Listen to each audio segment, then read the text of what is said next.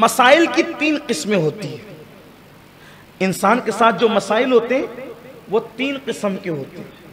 Number 1, एक मसला ऐसा होता है जिंदगी में कि उसका हल अपने हाथ में नहीं होता। 3 किस्म के मसाइल हैं। पहला मसला ऐसा है कि जिसका हल अपने हाथ में नहीं होता, इंसान को इंतजार करना पड़ता है कि वक्त आएगा तो यह मसला खुद ब खुद हल हो जाएगा। आप हल करने जाओगे परेशान रहोगे, जितना उसको हल करने की कोशिश करोगे उतना परेशान रहोगे। तो उसके लिए क्या करना पड़ता है? इंतजार करना पड़ता है। वक्त आने पर यह हल होगा। जैसे किसी को रिश्ता नहीं आ रहा है, एक मसला है, मर्द हो या औरत, रिश्ता उसको नहीं आ रहा है तो उसकी मर्जी का नहीं आ रहा है। अब वो क्या करे? परेशान है, इधर उधर उधर हाथ मार रहा है, खूब परेशान हो रहा है, परेशानी बढ़ती रहेगी। ऐसा मत कीजिए। आपको अगर मसला दरपेश है, आप इंतजार, सालेह तौर पर सही रास्ता चलकर रिश्ता ढूंढिए आप, और इंतजार कीजिए कि जब वक्त आएगा ये मसला हल हो जाएगा। ये हल होने वाला, इसको हल होना है, लेकिन ये वक्त से पहले आपकी कोशिश से हल नहीं होगा। अगर आप सोचें कि अपना रिश्ता किसी के भी साथ दुपट्टे में बांध ले, नहीं हो सकता। मेरे इमाम कहते हैं, रजा, हर काम का एक वक्त है, दिल को भी आराम हो ही जाएगा। वक्त आने दो। वक्त से पहले कोई चीज तलब मत किया करो। वक्त से पहले किसी चीज को मांगा मत करो। वक्त से पहले किसी चीज में उजलत मत किया करो। इंतजार करो, अपने अल्लाह पे भरोसा करो, अपने अल्लाह पे एतमाद करो। वक्त आएगा तो होगा। तो अगर रिश्ता नहीं तय होता है, हंगामा करने की जरूरत नहीं है। साले तौर पर सही पाथ से, सही रास्ते से ढूंढिए जो तरीके हैं, मगर इंतजार कीजिए वक्त आने का। वक्त आएगा तो मसला हल हो जाएगा। नंबर 1, ये ऐसे इस तरह के और भी मसाइल। नौकरी नहीं मिल रही है, कोशिश कीजिए, कोशिश कीजिए, वक्त आने पर वो हल हो जाएगा। ये हो गया। नंबर 2, दूसरा मसला वो होता है कि उसका हल अपने हाथ में नहीं होता और उसका सोल्यूशन का और उसके हल का कोई वक्त भी नहीं आता, तो उसको ऐसे ही छोड़ देना पड़ता है। छोड़ दो उसको, उसमें मगजमारी करके टेंशन मत लो। कुछ मसाइल ऐसे हैं कि जिसका कोई हल ही नहीं है।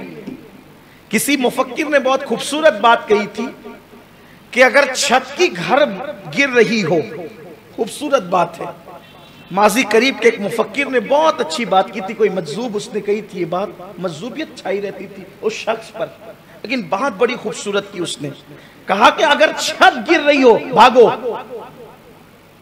छत गिर रही हो भागो, बच जाओगे। लेकिन आसमान गिर रहा हो रुक जाओ। आसमान अगर गिर रहा हो तो क्या करोगे? छत गिर रही हो तो भागने से बचोगे, आसमान गिर रहा हो तो क्या करोगे? अब कहीं भी भागो, भाग तो सकते नहीं, और रुक जाओ। अब तू जो चाहे वही हो, उसका कोई हल नहीं है। एक मसला वही जिसका हल है, वक्त आने का इंतजार करो, परेशान नहीं होना। दूसरा यह कि जिसका कोई हल ही नहीं है, उसके लिए परेशान नहीं होना, उसके लिए राजी रहो। वो बिल्कुल ऐसे ही जैसे आसमान गिर रहा हो, उसके लिए आसान मिसाल। आपका रंग काला है, आप गोरे होने की कोशिश ना करें, हो नहीं सकते। हो जाएंगे, हो जाएंगे, नहीं होंगे। आपके अब्बा किसी ऐसे बिरादरी से ताल्लुक रखते जिसे आप पसंद नहीं करते, आप बदल सकते। ये आसमान गिरने के मुतरादिफ है। ये आप समझ रहे मेरी बात को? तो कुछ मसाइल ऐसे हैं जिन पर आपको टेंशन नहीं लेना, बस उस पर राजी हो जाना है। ठीक है, यही होगा। अब बदल नहीं सकते, कुछ चीजें तब्दील नहीं कर सकते। तब्दील करोगे भी तो बदलने में कामयाब नहीं हो सकते। तीसरा मसला वो होता है जिसका हल हमारे हाथ में होता है, और यही किस्म के मसाइल लोगों के साथ ज्यादा हैं। तीसरा हल हमारे हाथ में होता है, और ये किस्म के मसाइल ज्यादा हैं। अब उसके हल का तरीका क्या है? नंबर एक, जो मसाइल आ जाएं, जैसे कि रोजी का मसला, मैं मालदार नहीं बन पा रहा हूं, इसका हल मेरे हाथ में, मेहनत ज्यादा करूं, कोशिश ज्यादा करूं। माल कमाना कोई मुश्किल नहीं है। आप 8 घंटे ड्यूटी करते हैं, 12 घंटे कीजिए, माल आएगा। खर्चा अपना कम कर दीजिए, माल आएगा। यही मालेगांव में मैंने अपने बचपन से लेकर अब तक की जिंदगी में, इस वक्त मेरी उम्र 37 साल की शुरुआत रनिंग है। अब मई आएगा इंशाल्लाह तो 37 साल मेरी जिंदगी के पूरे हो जाएंगे। लेकिन मैंने अपनी बचपने की जिंदगी से लेकर अब तक देखा कि दूसरे इलाकों से लोग सिर्फ एक बदन का कपड़ा पहनकर आए थे, और अब मैं उनको देखता हूं तो उनकी कई साइजिंग, कई कारखाने हैं, क्योंकि मैंने उनको देखा अपने बचपन में, उनको जानता भी हूं, उस दिन से जानता हूं जिस दिन से वो आए थे। वो बिस्सी में खाते थे, और वो मालेगांव की प्रॉपर आवाम से ज्यादा डबल ड्यूटियां करते थे, मेहनत करते थे। बल्कि आज हम देख रहे हैं कि जिसके कारखाने में वो काम करते थे, उनकी औलादें अब उनके कारखाने में काम कर रही है, उनकी साइजिंगों में काम कर रही है। मेहनत उस मंजिल पर पहुंचाती है, मेहनत उस मकाम पर पहुंचाती है। तो ये अगर आपके साथ मामला है कि आपकी रोजी में तंगी है, आपकी रोजी का कोई मसला, आप मालदार बनना चाहते हैं, कोशिश ज्यादा कीजिए, मेहनत ज्यादा कीजिए, काविशें अपनी ज्यादा कीजिए, इंशाअल्लाह बरकत होगी। और एक बात हमेशा याद रखना, फरमाया गया मन जद्दा वजदा, जिसने कोशिश की उसने पा दिया। कोशिश से कभी पीछे मत हटो, मेहनत से कभी पीछे मत हटो। मालदार बनने की कोशिश करो, मेहनत करो, इंशाअल्लाह मालदारी मिलेगी, दौलत मिलेगी, कोई मुश्किल नहीं है, ये मसला हल होने वाला है। इसी तरीके से मेरे पास एजुकेशन नहीं है, मैं अच्छा एजुकेशन हासिल करना चाहता हूं, उस पर मेहनत करें। आप मेहनत करने वालों का अजर अल्लाह कभी जाया नहीं फरमाता। इसी तरीके से कुछ ऐसे मसाइल हैं जिसको अल्लाह ताला ने आपके हाथ में रखा है, तरक्की चाहते हैं आप, समाज में इज्जत के हवाले से लोगों की खिदमत करें, मेहनत करें, काविशें करें, अपना अखलाक अच्छा बनाएं, अपना किरदार अच्छा बनाएं, आपको समाज में इज्जत भी मिलेगी, वकार भी मिलेगा। ये ऐसे मसाइल हैं, इसका हल मौजूद है। कर्ज की अदायगी का मामला है, मेहनत कीजिए, अदा होंगे। लेकिन इन मसाइल के साथ कुछ ऐसी चीजें भी हैं कि जब आदमी को मसाइल दरपेश होते हैं, आदमी को मसाइल दरपेश होते हैं तो आदमी का डिप्रेशन और मायूसी और नाउम्मीदी बढ़ती है। इसका हल क्या है? इसका हल ये है, अच्छे दोस्त बनाएं, अच्छे दोस्त बनाएं और अपने मसाइल उनके साथ शेयर करने की आदत डालें। अच्छे दोस्त, इसलिए कि ये बात है कि अगर हम अपना मसला किसी दोस्त के सामने शेयर करते हैं तो वो हमारा मसला जो है वो हल्का हो जाता है। किसी के कंधे पर अगर आप अपना सर रख करके रो लेते हैं तो वो चंद आंसू आपके दिल के बोझ को हल्का कर देते हैं। ये जो हमारे यहाँ आजकल माहौल है, अकेले रहना, तन्हा रहना, सबसे हट करके रहना, एक आदमी समझता है ना मेरे मेयार का कोई नहीं है, मेरे मेयार का कोई नहीं है, तो याद रखना अकेले रहते रहते इंसान मायूस होता है, नाउम्मीद होता है। और अक्सर लोगों को आप देखें, जो लोग समाज से कट जाते हैं वही आमतौर पर खुदकुशी करते हैं। इसलिए समाज से मत कटो, समाज से वाबस्ता रहो, समाज से वाबस्ता।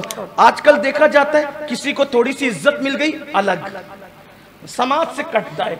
देख रहा हूं मैं अपने शहर में, थोड़ी सी इज्जत मिली, अपना स्टेटस नहीं है भाई, मेयार अपना नहीं है, ये लोग अपने मेयार के नहीं है, ठीक, अलग। इज्जत मिली अलग, दौलत मिली अलग, शोहरत मिली अलग, लिबास अच्छा पहना अलग, कार अच्छी ली अलग। ये कम ज़र्फों की अलामत है। मेरे आका सैयदुल आलमीन होकर भी सबके साथ बैठा करते थे। गरीब आता उसके साथ भी, अमीर आता उसके साथ भी, मजदूर आता उसके साथ भी, आला आता उसके साथ भी, अदना आता उसके साथ भी। कुछ मिल जाने पर अलग रहना। याद रखना हमेशा हालात एक जैसे नहीं रहते। हुजूर सैयदी मुहद्दिस आज़मीन का एक शेर है बहुत खूबसूरत, कहते हैं एक तरीके पर नहीं रहता कभी दुनिया का हाल, एक तरीके पर कभी रहता नहीं दुनिया का हाल, हर जवाले रा कमालो हर कमाले रा जवाल।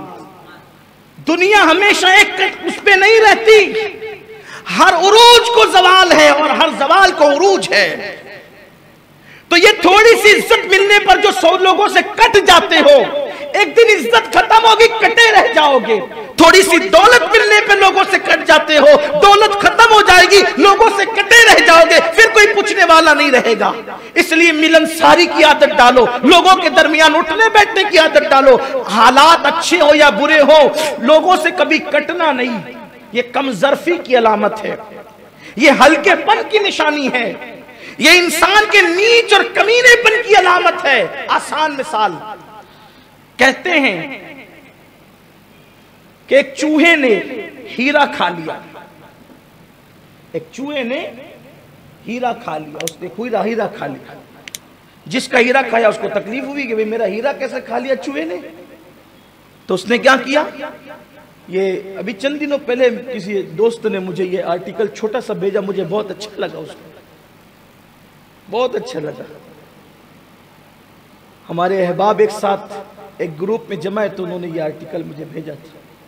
हालांकि आमतौर पे मैं इसको पसंद नहीं करता कि किसी के भेजे हुए आर्टिकल को नकल करूं, लेकिन बात मुझे बड़ी अच्छी लगी और है इबरत की बात है। उसने जब हीरा खा लिया तो हीरा डायमंड उसका छोटा सा हिस्सा निगल गया, वो निगल गया। तो जिसका खाया तो उसका तो नुकसान बहुत हुआ ना। तो उसने अपने दूसरे दोस्त ने कहा यार वो मेचुआ मेरा हीरा खा गया, और कहा कि मैं पहचान लूंगा और मैं ले लूंगा आपका हीरा। तो तकरीबन 150-200 चूहे, यानी बड़ी तादाद में चूहों की जमात थी, बैठे हुए थे चूहे। तो उन चूहों में बैठे हुए चूहों में उस दानिशमंद ने निशाना लगाया और उस चूहे को मार दिया। उसका पेट काटा गया तो उसमें से हीरा मिल गया। तो शख्स ने पूछा यार इतने सारे चूहे थे, इतने सारे चूहे थे, सब काले काले चूहे, तुमने कैसे पहचान लिया कि इसी ने हीरा खाया है? इसलिए कि हीरा खाते तुमने देखा नहीं, अगर देख भी लेते तो सारे चूहे एक जैसे दिखते हैं, तुमने कैसे पहचाना? कि उसने बहुत अच्छी बात कही, कहा कि वो हीरा खा लिया था ना उसने, तो चूंकि उसके पेट में आ गया था माल हीरा, तो अपनी बिरादरी से कट के अलग बैठा हुआ था। क्योंकि जब ना अहलों को, कम ज़र्फों को कुछ भी मिल जाता है तो फिर वो थोड़ा अलग रहने की कोशिश करते हैं। मैं समझ गया जो अलग है उसी के पास माल है, तो फिर मैंने उसका काम तमाम कर दिया। इसलिए अगर कुछ मिल जाए मिलनसारी होनी चाहिए। एक तरीके पर कभी दुनिया का हाल नहीं रहता, हर उरूज को जवाल है और हर जवाल को उरूज है। इसलिए याद रखना कभी भी अलग थलग नहीं रहना। अच्छे दोस्त तो बनाए, लेकिन एक बात कहता हूं, दोस्त बनाए मफाद परस्त नहीं। एक होता है दोस्त और एक होता है मफाद परस्त। कुछ लोग चाय की वजह से दोस्त बनते हैं, जब तक चाय पिलाओगे दोस्त रहेंगे, चाय नहीं पिलाई दोस्ती खत्म। कुछ लोग पार्टी खाने की वजह से दोस्त बनते, जब तक खिलाओगे तब तक दोस्ती रहेगी खत्म। हमारे यहाँ कैसी दोस्ती इस्लाम में, हमारे कहा मन अहब्ब लिल्लाह व अबग़दा लिल्लाह व आता लिल्लाह व मना लिल्लाह फ़क़द इस्तकमल अल ईमान। जिसने मोहब्बत अल्लाह के लिए किया, जिसने दुश्मनी अल्लाह के लिए की, ऐसे दोस्त ढूंढे जो लिवजहिल्लाह दोस्ती करें। और जो ऐसी दोस्ती करते, मेरे आका ने फरमाया क़यामत के दिन अल्लाह उनको नूर के मिंबरों पे बिठाएगा। दोस्त बनाए ऐसे जो वाकई आपका, जो आपका गमगुसार हो। आज सच्चे दोस्त की पहचान क्या है? सच्चे दोस्त की पहचान यह है कि वो मुसीबत में कभी आपका साथ ना छोड़े। सच्चा दोस्त, एक पहचान मुसीबत में आपके साथ ना छोड़े। दूसरी पहचान, जब तुम अल्लाह को भूल जाओ और गुनाह करो तो वो तुम्हें अल्लाह की याद दिला दे। सच्चे दोस्त की पहचान ये। आजकल तो हम बातें करने वाले ढूंढते हैं, नहीं, सब दोस्त नहीं हो सकते।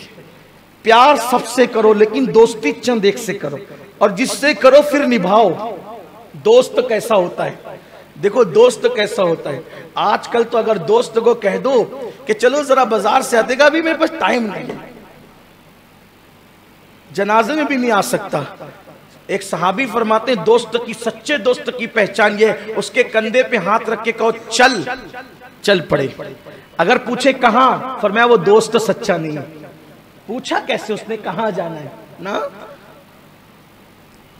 सच्चा ढूंढिए जरा। रोजाना बिला मुबालगा कहता हूं, मैं सैकड़ों लोगों से मिलता हूं। मैं अक्सर लोगों से कहता हूं कि अल्लाह करे अगर मुसाफा करने की वजह से किसी की मगफिरत होगी तो मैं अल्लाह से उम्मीद करता हूं कि इंशाअल्लाह उसमें मैं भी शामिल रहूंगा।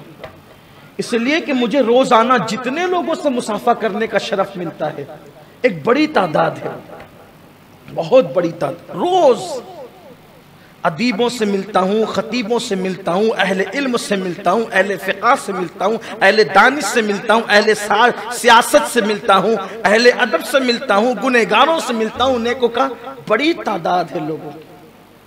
लेकिन सच कहता हूँ अल्लाह के घर में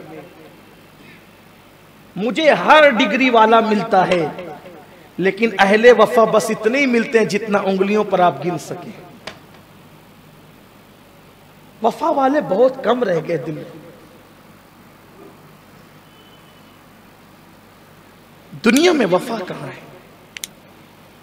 बेटा बाप के साथ वफा नहीं करता, भाई भाई के साथ वफा नहीं करता, तो अच्छे दोस्त तो ढूंढे, अच्छे दोस्त। अब एक बात यहां तवील होती है, लेकिन एक बात कहता हूं, दोस्त तो अच्छा कैसे मिलेगा? एक आसान उसूल बता, दोस्त तो अच्छा कैसे मिलेगा? जो आपके लिए कुर्बानी दे, आपका गम गुसार हो, मुसीबत में आपका साथ ना छोड़े, आसान बात है। तुम उसके लिए मुखलिस बन जाओ, अल्लाह उसे तुम्हारे हक में मुखलिस बना देगा। दोस्ती किसी से भी करो, खुलूस के साथ करो, इखलास के साथ करो। तुम जिससे इखलास के साथ दोस्ती करोगे, अल्लाह तुम्हारे खुलूस को कभी ज़ाय नहीं फरमाएगा, और इंशाअल्लाह तबारक व तआला वो तुम्हारे साथ इखलास पर आने पे मजबूर हो जाएगा। चंद दिन वो राय रास्ते पे नहीं आएगा, लेकिन राय रास्ते पे आने पे मजबूर हो जाएगा।